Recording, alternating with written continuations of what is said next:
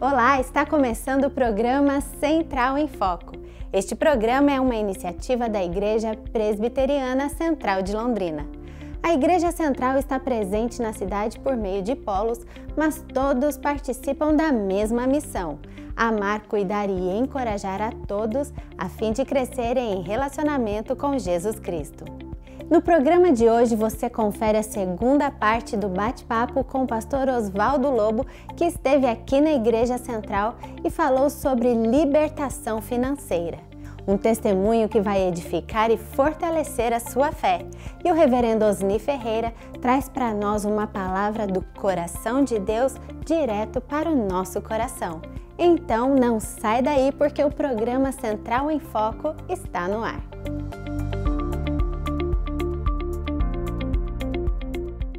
Bom, e na semana passada você já conferiu essa primeira parte do nosso bate-papo com o pastor Osvaldo Lobo, que está aqui conosco na Igreja Central. Pastor, já falamos sobre obediência, sobre dízimo, sobre oferta, e agora eu quero que o senhor converse um pouquinho com a gente sobre é um principado, Mamon? Na verdade, Mamon é uma entidade demoníaca denunciada por Jesus Cristo em Mateus 6:24. O único espírito imundo, único, que Jesus faz referência é a Mamon, era uma entidade que era adorada em Canaã. Quem faz referência a Belial, por exemplo, Beelzebu, são os fariseus. Você pega isso em Mateus capítulo 12, em Lucas capítulo 11. Mas Jesus, ele fala que esse ser imundo, esse espírito imundo, é assim que a Bíblia denuncia os demônios, ele é capaz de se disfarçar de Deus. Olha só. Mamon, ele se disfarça de fonte de esperança. E é isso que engana as pessoas. Tem muita gente que lida com o dinheiro como se o dinheiro fosse a razão da alegria dela. Então, Sara, tudo aquilo que você faz a tua vida orbitar em volta é o teu Deus. É verdade. Então, se a vida da pessoa orbita em volta do dinheiro, de quanto vai ganhar, ele não tem comunhão, ele faz networking para fazer negócio. Ele é incapaz de compartilhar, ele é incapaz de dividir, ele é incapaz de ser generoso. O coração dele não é somente avarento, o coração dele é ganancioso. Entendi. Então, esses são sintomas de que Mamon está, de alguma maneira, dominando a vida da pessoa. O espírito imundo, ele não entra na vida da pessoa, ele não vai lá destruir a sementeira, os investimentos, abortar os planos de negócios de graça. Tá. Espírito imundo, Sara, ele é convidado. Pelo pecado, né, pastor? É isso mesmo? Exatamente. É o pecado, a iniquidade, a transgressão. Então, existem princípios de Deus para você prosperar. Por exemplo, quando o apóstolo Paulo está escrevendo segunda carta de Paulo aos Coríntios, capítulo 9, ele está falando de uma pobreza, de uma fome que atingiu a região da Judéia e da Acaia. Então os irmãos da Macedônia, que eram mais pobres do que eles, levantam uma oferta de generosidade. É verdade. Então Deus ali, ele fala o seguinte: o Deus que dá pão ao que come e semente ao que semeia. Veja bem, tem coisas que ficam para mim, não há problema nenhum. Sim. Mas tem outras que eu semeio na vida dos outros. Ele é capaz de fazer abundar e enriquecer em vós em tudo. Então esse espírito imundo, em primeiro lugar, isso é importante o público saber. Ele se disfarça de esperança. Você não tem Deus, mas tem dinheiro. Entendi. Você não tem Deus, mas você pode pagar um plano de saúde com UTI aérea, então você se sente seguro. Entendi. Você não tem Deus, mas você pode comprar coisas que o dinheiro proporciona. Você consegue comprar sabores, experimentar fragrâncias. Você é capaz de, com o dinheiro, comprar delícias, e você fala: não, isso aqui satisfaz, mas está satisfazendo o quê? A carne. Só a carne, né? E a pessoa acaba acreditando que ela não precisa de Deus, porque a vida dela está perfeita, em ordem. Quando Jesus fala sobre isso, é muito interessante, ele tem um encontro com um jovem rico. Sim. O jovem rico, ele tem um problema porque ele acha que o reino dos céus, ele vai ter acesso a Deus e ao mundo espiritual e ao reino de Deus comprando alguém.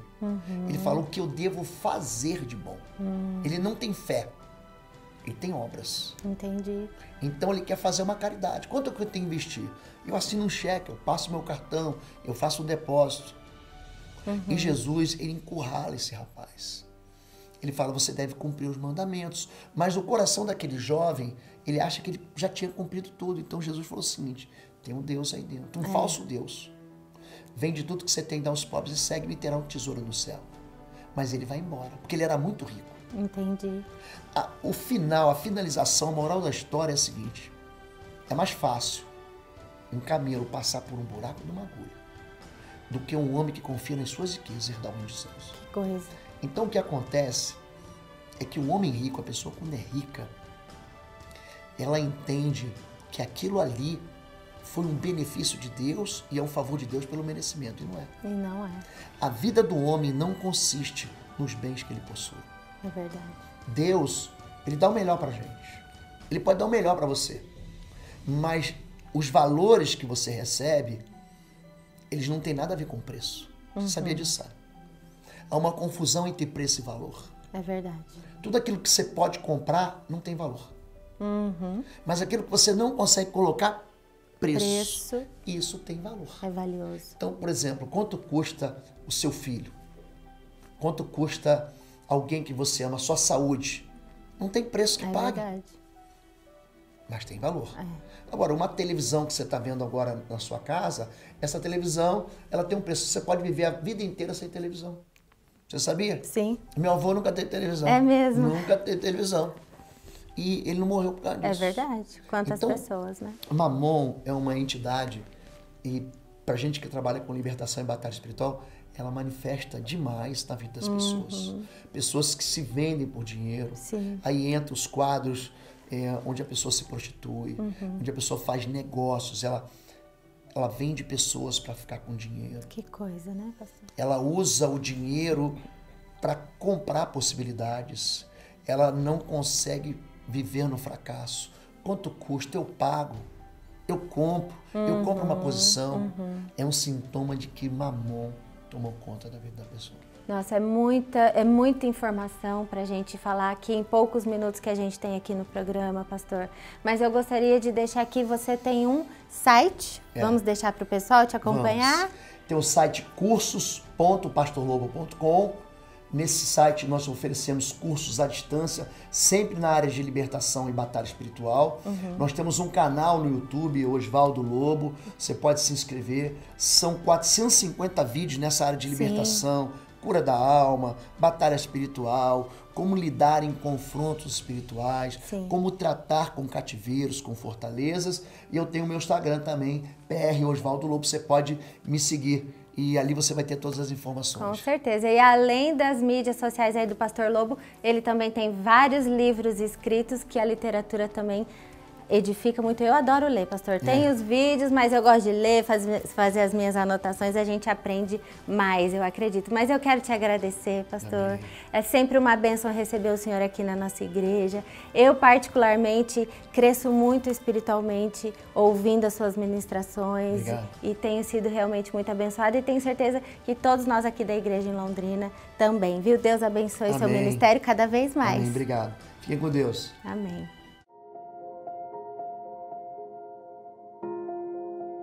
Eu vim contar um pouco da minha história, do que Deus ainda tem feito na minha vida até hoje.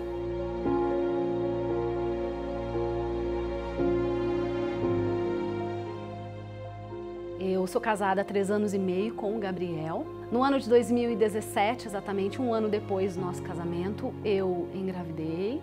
Tive uma gestação interrompida depois de algumas semanas. Foi um momento muito doloroso para mim, onde eu comecei a questionar Deus. O porquê daquilo? Por que permitir algo e me tirar? Se não fosse me dar, então que não tivesse acontecido. E foi onde, num momento perdido, eu estava perdida espiritualmente, recebi o convite para fazer Mulher Única. E eu passei a entender que talvez Deus estava trabalhando na minha vida naquele momento para me explicar que eu não estava preparada para ser mãe. E quando eu estivesse preparada, Ele ia trazer a minha herança. Então o tempo passou, terminei o Mulher Única. E com a honra do Senhor, no dia da formatura do Mulher Única, eu quase não participei, porque foi quando eu comecei a passar mal novamente, fiquei sabendo que estava grávida de novo. E eu ficava me segurando, mas faz tão pouco tempo, apenas 4 semanas, eu tinha acabado de pegar o exame com a médica, né, naquele momento, E eu falo sobre isso ou não, mas eu testemunhei a minha gestação na formatura do Mulher Única, porque foi um milagre que Deus me deu. Ele sabia o que tinha no meu coração, o desejo que eu tinha. E assim como ele também sabia que tinha que me preparar para que isso ocorresse. Hoje eu tenho uma filha, ela tem 1 ano já, eu tenho um esposo. Eu ainda sou uma mulher cheia de defeitos, mas Deus está fazendo uma família perfeita dentro do meu lar. Através do Mulher Única, eu pude perceber o quanto Deus pode trabalhar na minha vida desde que eu venha abrir o meu coração a Ele. Eu não tive o parto dos sonhos ou o parto que eu queria, mas até no momento do meu parto, Deus operou um milagre. E Deus tem trabalhado na minha família, no meu lar, comigo enquanto esposa, com o meu esposo e com a minha filha. O meu nome é Fernanda Soares Menck e hoje eu estou aqui para declarar que Jesus é o Senhor e Salvador da minha vida.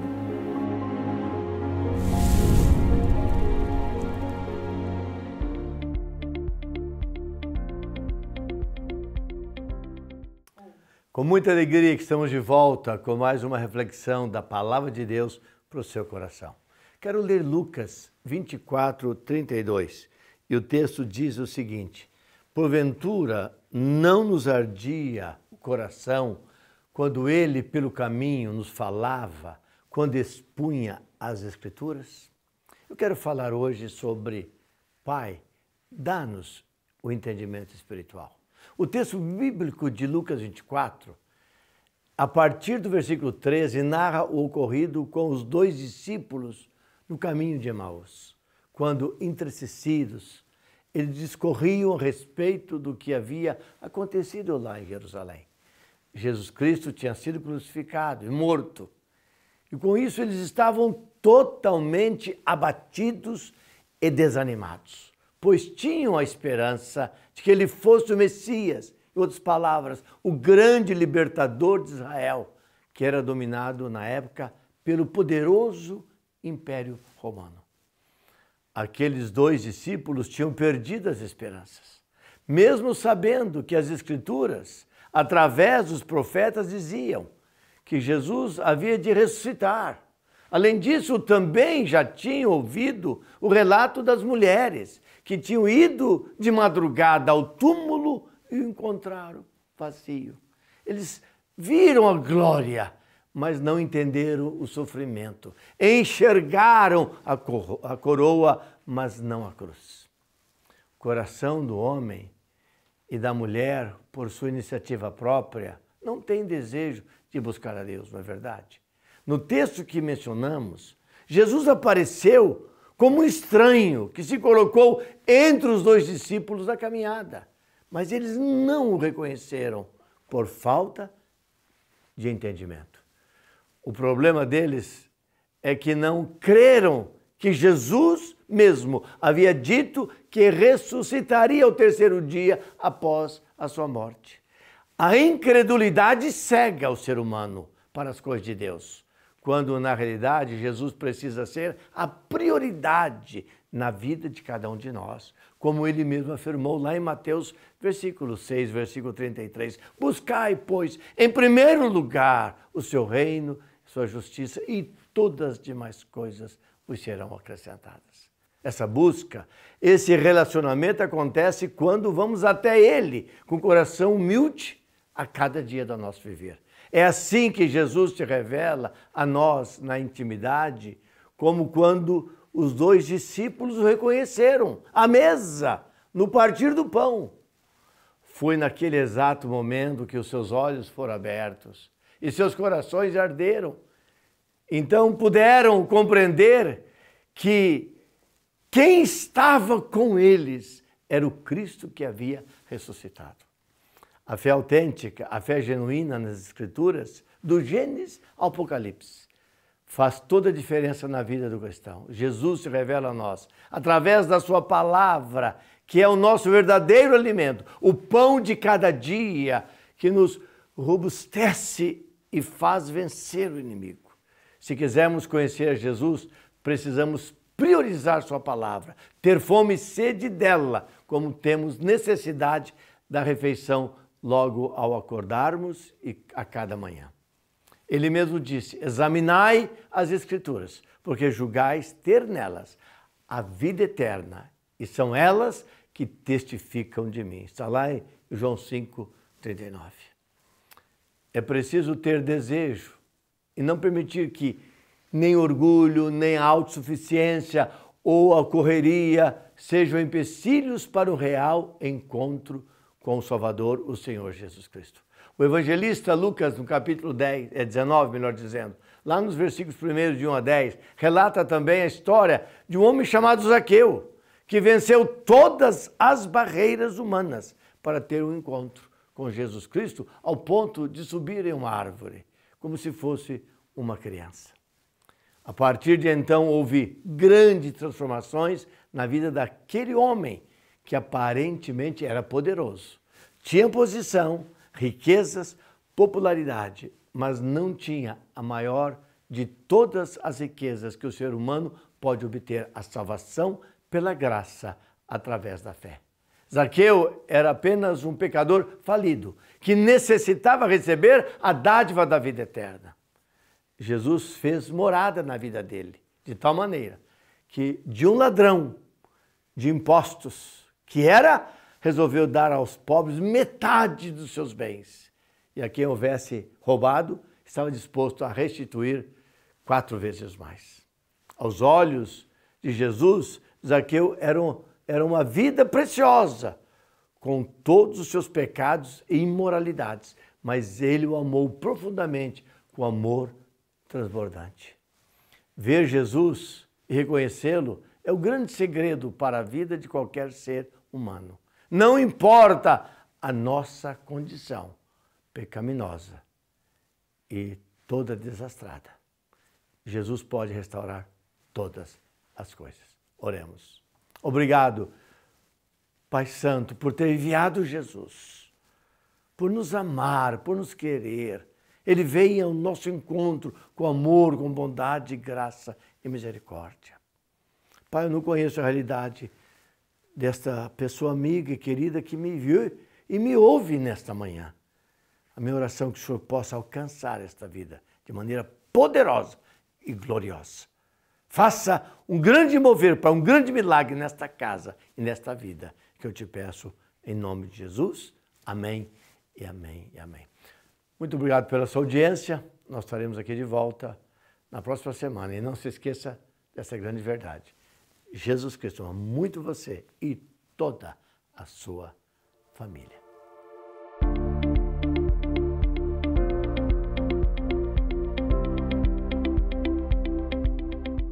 E o nosso programa já está quase terminando, mas antes preste atenção nos horários dos nossos cultos, escolha um deles e venha participar conosco.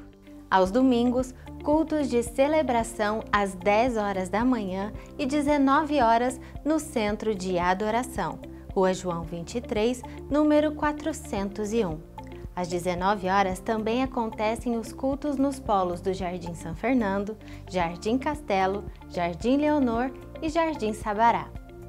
Às 11 horas da manhã também temos um culto no Polo Palhano, que fica no auditório do Shopping Aurora. Às 18 horas, o culto é no Templo da Rua Benjamin Constant, 1647. Às terças-feiras, Noite da Libertação, às 19 horas e 30 minutos no Centro de Adoração. Às quintas-feiras, Tarde da Fé, às 15 horas no Templo da Rua Benjamin Constant, 1647. Todas as sextas-feiras, às 20 horas, tem células para adolescentes de 14 a 17 anos no Centro de Adoração. De segunda a sábado, alvorada no altar, às 6h30 da manhã, uma reunião de oração que fica na capela do Centro de Adoração. E no sábado, 20 horas, tem culto da juventude também no Centro de Adoração. Você pode conhecer melhor a Igreja Central através das mídias sociais. Estamos no Facebook, no Twitter, no Instagram ou pelo site www.igrejacentral.com.br. Esperamos você na próxima semana e que a sua semana seja muito abençoada. Até lá!